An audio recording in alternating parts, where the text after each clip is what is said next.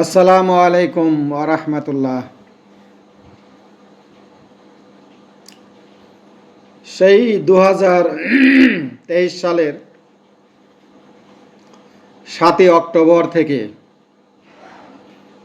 অদ্যাবধি ইসরায়েল হামলা করেই চলেছে। কিন্তু প্রশ্ন হচ্ছে, সন্ত্রাসী বাহিনীর হাত থেকে নিজের দেশকে বা আগ্রাসী ইসরায়েল আমেরিকার হাত থেকে নিজের দেশকে বাঁচানোর জন্য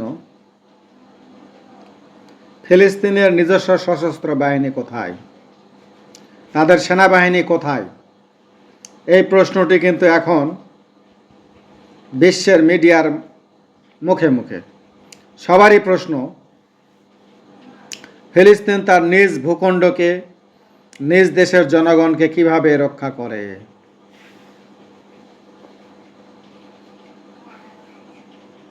বরাবরই আগ্রাসী ইসরায়েল এবং আমেরিকা ফিলিস্তিন সহ মধ্যপ্রাচ্যের দেশগুলিকে বিভিন্ন ধরনের জুলুম নির্যাতন চালিয়েই যাচ্ছে। তার বিরুদ্ধে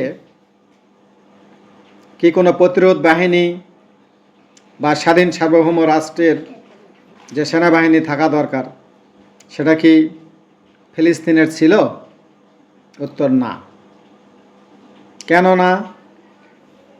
এটা এখন প্রশ্ন। এর উত্তর আমাদের জানা উচিত।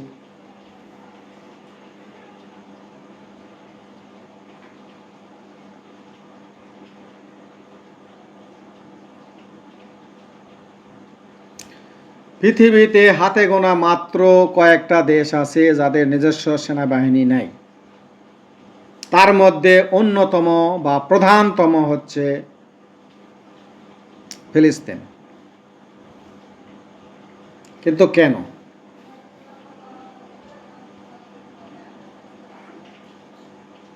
এর একমাত্র কারণ হচ্ছে ইসরায়েলের সঙ্গে ফিলিস্তিনের একটা চুক্তি আছে। সেই চুক্তির কারণে তারা সশস্ত্র বাহিনী তৈরি করতে পারে না। 1993 সালে PLO, ফিলিস্তিন লিবারেশন অর্গানাইজেশন এর প্রধান ইয়াসির আরাফাতের সাথে ইসরায়েলের একটা চুক্তি হয়। তার আগে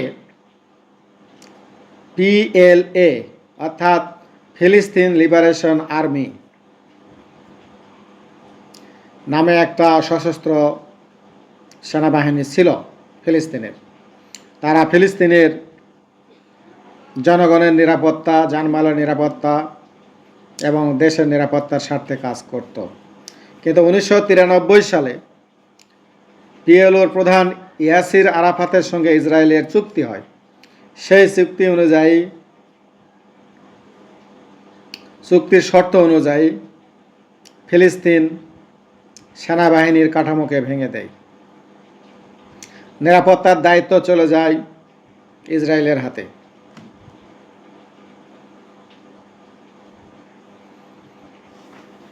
এভাবেই ফিলিস্তিন এক নিরস্ত্র রাষ্ট্রে পরিণত হয়।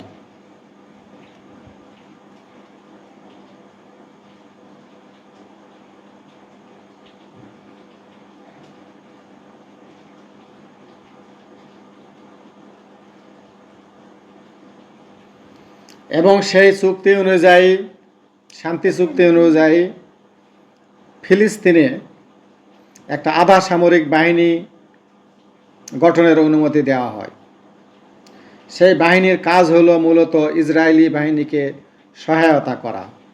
অর্থাৎ ফিলিস্তিনের স্বাধীনতা, সার্বভৌমত্ব রক্ষার জন্য যদি কোনো সংগঠন মাথাচাড়া দিয়ে ওঠে, তাদেরকে ধরে ইসরায়েলি বাহিনীর হাতে তুলে দেওয়াই এই আধা সামরিক বাহিনীর কাজ।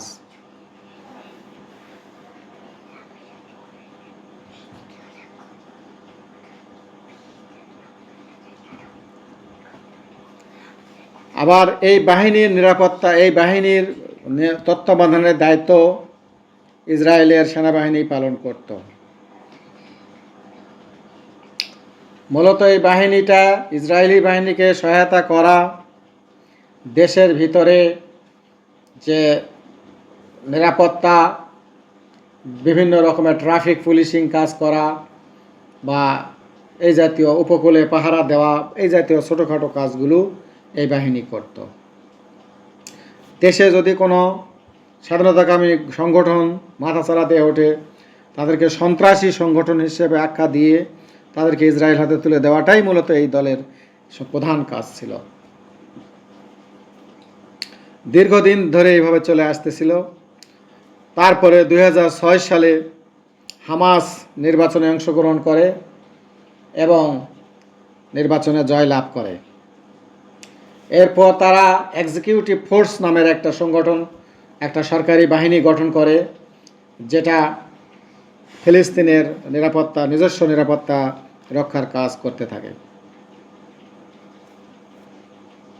পরে হামাসকে ক্ষমতাচ্যুত করা হয়। ক্ষমতাচ্যুত করার ফলে সেই নিরাপত্তা বাহিনীটাকেও বা সেই সরকারি বাহিনীটাকেও ভেঙে দেওয়া হয়। এরপরে ইজদুদ্দিন আল কাসাম ব্রিগেড নামের একটি সংগঠন গড়ে ওঠে এবং সেটা হামাসেরই সামরিক শাখার দায়িত্ব পালন করে।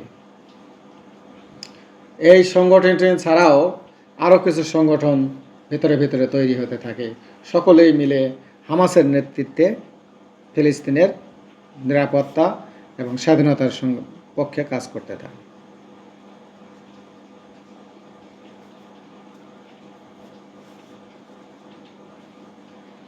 দুই সালে হামাস আবার গাজার শাসনভার গ্রহণ করে এবং পশ্চিম তীরের নিয়ন্ত্রণ নেয় ফাতাহ দল। ইয়াসির আরাফাতের যে ফাতাহ দল ছিল, সেই ফাতাহ দল, যেটা বর্তমান দায়িত্বে আছেন মাহমুদ আব্বাস। এর ফলে দুটা প্রধান রাজনৈতিক শক্তি হামাস এবং ফাতাহ একই সময়ে একে অন্যের বিরোধী শক্তি হয়ে গড়ে ওঠে। ফাতাহ মূলত ইসরায়েলের গোলামি করে, তারা ইসরায়েলের নিয়ন্ত্রণে থাকতেই পছন্দ করে।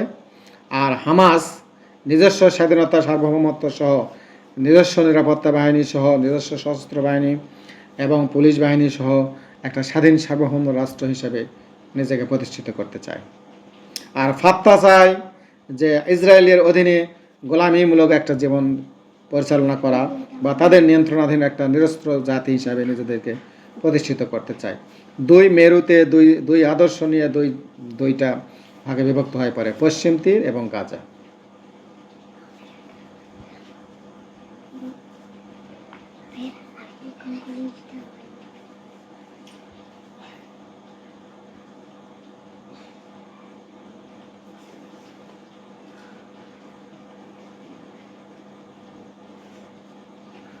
মূলত হামাসকে সাহায্য সহযোগিতা দিতে থাকে ইরান, সিরিয়া, লিবিয়া, ইয়েমেনের কিছু কিছু সংগঠন সহ আরও অনেকে ধারণা করে চীন বা উত্তর কোরিয়া, তারাও এই বাহিনীকে বিভিন্ন ধরনের প্রশিক্ষণ এবং অস্ত্রশস্ত্র দিয়ে সহায়তা করে। ফলে এই বাহিনী দিনে দিনে শক্তিশালী বাহিনী রূপে গঠন হয় এবং স্বাধীনতা, সার্বভৌমত্বের জন্য একটা প্রতিরোধ যোদ্ধা হিসাবে নিজেদেরকে প্রতিষ্ঠিত করতে থাকে। এটাই ছিল ইসরায়েলের জন্য মাথা ব্যথার কারণ তারা তাদেরকে গোলাম বানিয়ে রাখতে চাইছিল, যেটা ফাত্তার মাধ্যমে কিছুটা হলেও বাস্তবায়ন হচ্ছিল।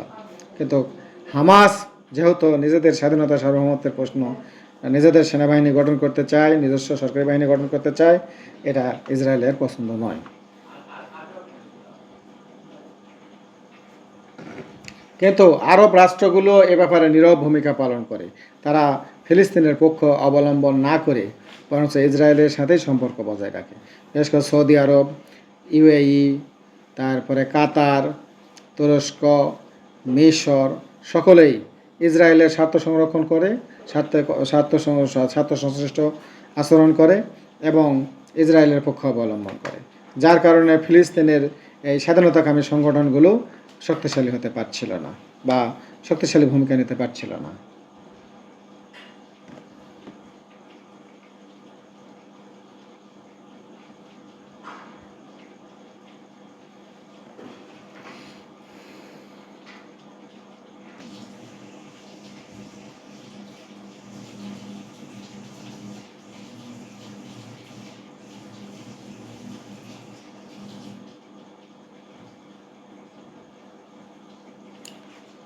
এখন প্রশ্ন যে ফিলিস্তিনের সঙ্গে যে আচরণ করছে ইসরায়েল, তাতে কি ফিলিস্তিনের নিজস্ব সেনাবাহিনী থাকা উচিত নয় কি? বা হামাস যে চিন্তাভাবনা করছে সেই চিন্তাভাবনা সঠিক নয় কি? একটা ফিলিস্তিন রাষ্ট্র বা ফিলিস্তিনের জনগণের স্বাধীনতা, নিরাপত্তা এবং জানমালের রক্ষণাবেক্ষণের জন্য তাদের নিজস্ব সেনাবাহিনী থাকা উচিত নয় কি? কিন্তু ইসরায়েল এটা কিছুতেই হতে দিতে চায় না, এবং ইসরায়েলের পক্ষ অবলম্বন করার কারণে সৌদি আরব, সংযুক্ত আরব আমিরাত, কাতার, বাহরাইন বা সুদান থেকে শুরু করে অর্থাৎ গোটা মধ্যপ্রাচ্য, তুরস্ক, মিশর এবং বিশেষ করে আমেরিকা এবং ইসরায়েল যৌথভাবে হামাসকে পছন্দ করছে না, এবং আমেরিকা বিশেষ করে ইসরায়েলকে দিয়ে মধ্যপ্রাচ্য ধ্বংসের যে পরিকল্পনা করে ছক এঁকে রেখেছে, সেই ছকে কোনো স্বাধীনতাকামী সংগঠন থাকাও তাদের কাছে পছন্দনীয় নয়। এই কারণে আমেরিকা এই হামাসকে সন্ত্রাসী সংগঠন হিসাবে চিহ্নিত করে রেখেছে, এবং তারা তাদেরকে কোনোভাবেই সাপোর্ট করছে না। এবং আমেরিকা এবং ইসরায়েল যৌথভাবে এই হামাসকে নির্মূল করতে চায়।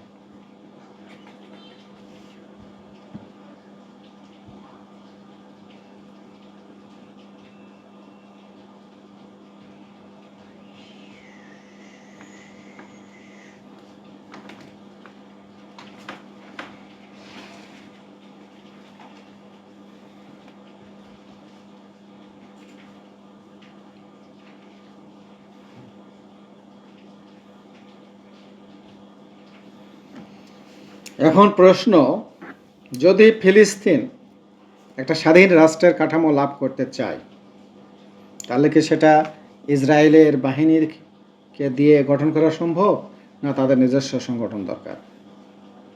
সেই লক্ষ্যেই হামাস, শুধু হামাস না, আরও বেশ কয়েকটি সশস্ত্র সংগঠন গড়ে উঠেছে গোটা ফিলিস্তিন জুড়ে।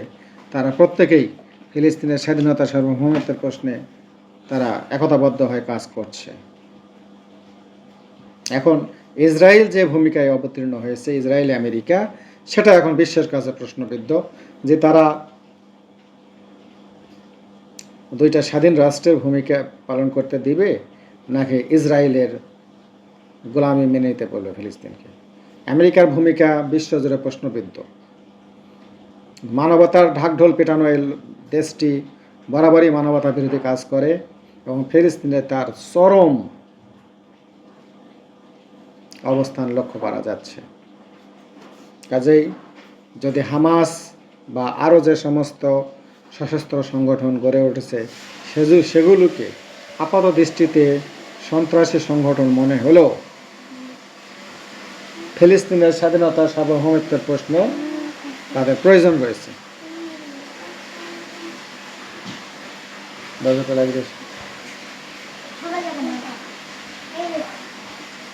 শব্দ হচ্ছে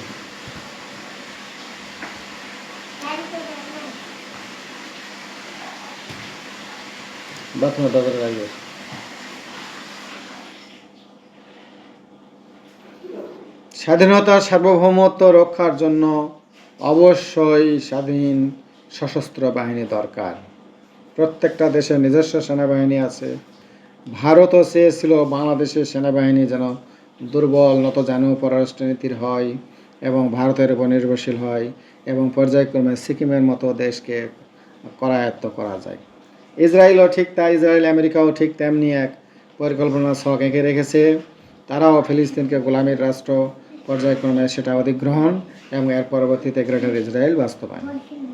আমেরিকার এই নীল নকশা এবারের ভূমিকায়, ফিলিস্তিন ইসরায়েল যুদ্ধের এবারের ভূমিকায় স্পষ্ট হয়ে গেছে, কিন্তু মধ্যপ্রাচ্যের বদমাইশেরা সেটা বুঝতে পারছে না। আর যখন বুঝবে তখন সময় থাকবে না। আসসালামু আলাইকুম।